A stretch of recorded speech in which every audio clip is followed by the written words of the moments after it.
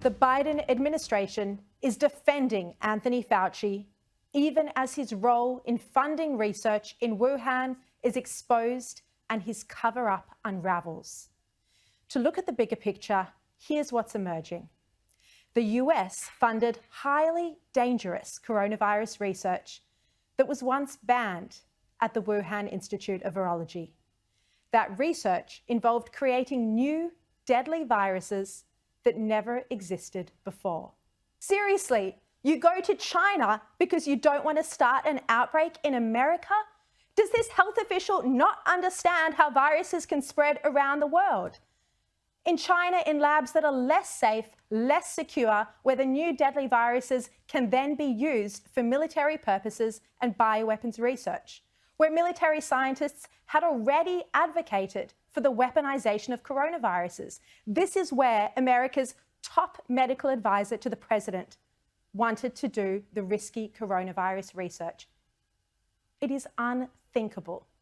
Well, Fauci just needs to look at the research papers that this lab was producing to see the type of risky work they were doing it. How can he be relying on an annual progress report?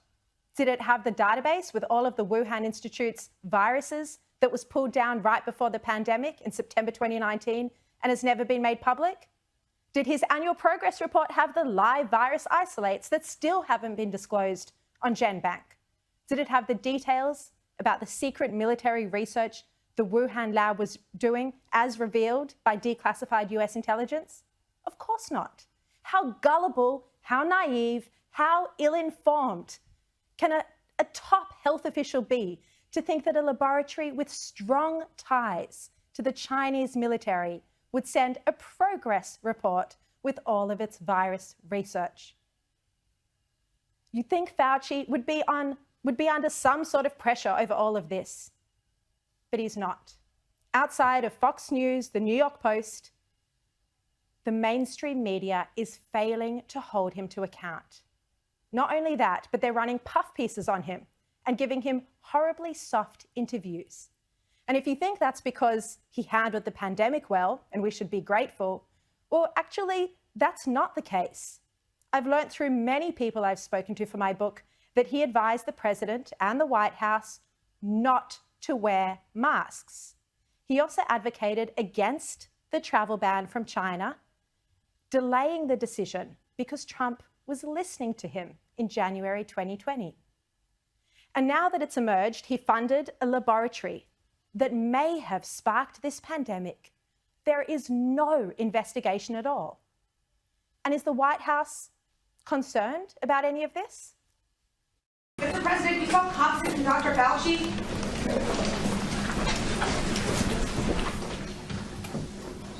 Yes, I'm very confident, Dr. Fauci. Since you mentioned Dr. Fauci again, can you imagine any circumstance where President Biden would ever fire him? No. There is no accountability here from an administration that promised more transparency. Fauci is now demanding China hand over the medical records for the laboratory workers who were hospitalized with COVID-19 before the pandemic. Those are the workers from the Wuhan lab. But it's not just China that is covering up information about the origins of the virus. It's United States agencies as well who need to be questioned in public on what they were funding and why. Intelligence agencies are investigating whether such a virus may have leaked and resulted in a global pandemic. The person who knows more about this research than anyone is the top medical advisor to the president, Anthony Fauci. Back in 2012, when the US was considering banning gain-of-function research, which it later did, Fauci argued that it was important. He even said it was worth the risk of sparking a pandemic. His own words. Writing in the American Society for Microbiology in October 2012, Fauci said this: "What if that scientist becomes infected with the virus, which leads to an outbreak and ultimately triggers a pandemic? Given the possibility of such a scenario, should the initial experiments have been performed or published in the first place? And what were the processes involved in this decision?" He goes on, "Scientists working in this field might say, as indeed I have said, that the benefits of such experiments and the resulting knowledge outweigh the risks. He also said in this same paper, within the research community, many have expressed concern that important research progress could come to a halt just because of the fear that someone somewhere might attempt to replicate these experiments sloppily. But when the outbreak of the pandemic exploded and the White House was sitting there wondering how it all started, Fauci did not once mention gain-of-function research or the other research activities at the Wuhan laboratory.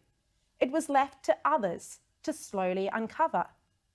Gain-of-function research involves experiments that can increase transmissibility or the virulence of pathogens, of viruses. And that's what was going on in the Wuhan labs. It turns out that even when this worrying research was banned in the US back in 2014, US money was still continuing to flow through to China to fund the same research. And Fauci is the man responsible for this. He was the head of the NIH when the ban on this risky research was lifted in 2017. He did that, he sought that permission in a junior meeting with the Office of Science and Technology Policy, failing to mention it to any senior figures in the White House. Mike Pompeo, Matt Pottinger, Robert O'Brien, none of them knew the ban on gain of function had been lifted. Behind the scenes, it seems that Fauci was quite worried about the possibility that US money might have created the virus or gone to the lab that potentially had sparked this pandemic. In the earliest days of the outbreak, he requested an urgent briefing on it. We know this from emails released this week through a BuzzFeed FOI. Just to give one example, on February 1st, this is February 1st, 2020, Fauci emailed a deputy director, Hugh Auchincloss, and he said, "It is essential that we speak this morning. Keep your cell phone on. I have a conference call at 7:45 with the Tsar. Read this paper as well as the email that I will forward you now. You have tasks today that must be done." The paper he attached was by the so-called Batwoman, Shi Zhengli, and the University of North Carolina's Ralph Barrick. It was extremely controversial research that they'd done in 2015 when they created a highly infectious new virus. And it was done with NIH funding. Hugh replied to Fauci at 11:45. He said, "The paper you sent me says the experiments were performed before the gain-of-function pause, but have since been reviewed and approved by NIH. He went on to say, "Not sure what this means since Emily is sure that no coronavirus work has gone through the P3 framework. She will try to determine if we have any distant ties to this work abroad." So you can see that Fauci is worrying about whether his agency is responsible for funding this type of research in China as early as February 1st, 2020. Now, this weekend, I've revealed that the NIH was also funding research being undertaken by Chinese military scientists. American taxpayer dollars were funding research to genetically manipulate coronaviruses with the People's Liberation Army. This particular project also involved the Wuhan Institute of Virology and 2 American institutions. A decorated military scientist, Zhu Yusen, was involved in this research in late 2019, not long before the pandemic hit. And this same scientist, I've discovered, was then the first to invent a vaccine for COVID-19. He filed a patent application, and you won't believe this date. He filed a patent application for a coronavirus vaccine, COVID-19 vaccine, on February 24, 2020. And it was listed under a People's Liberation Army medical institution. Scientists and State Department officials have told me that it's possible, given this very early time frame, it's possible the Chinese military was working on a vaccine before China admitted there was an outbreak. This is astounding. So what's Fauci's excuse for why he sent money to do this research in China. Well, here's what he said in a little-known interview he did just a couple of days ago. This is a sub-award from a larger grant that received one of the highest scores from American peer reviewers of research that needed to be done. So you say, why do it in China? You do it in China through a very well-known, highly qualified laboratory. Well, let's hit pause there for a second. Is Fauci serious? A highly qualified laboratory? He needs a history lesson. Firstly, the lab was built with the French government and was meant to be a centre of international cooperation. But from the moment it opened, the French were immediately kicked out. They were furious, and French intelligence then warned that the lab could be used for bioweapon research and military purposes.